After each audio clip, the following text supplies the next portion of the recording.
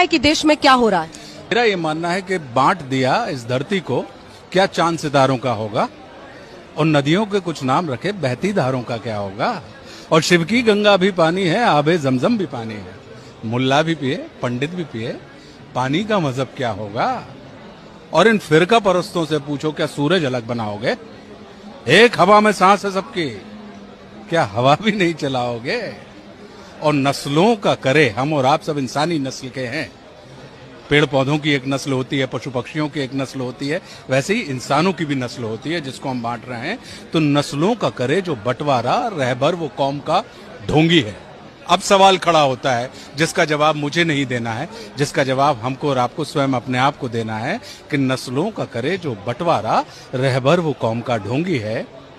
और क्या खुदा ने मंदिर तोड़ा था या राम ने मस्जिद तोड़ी है? क्या बात है।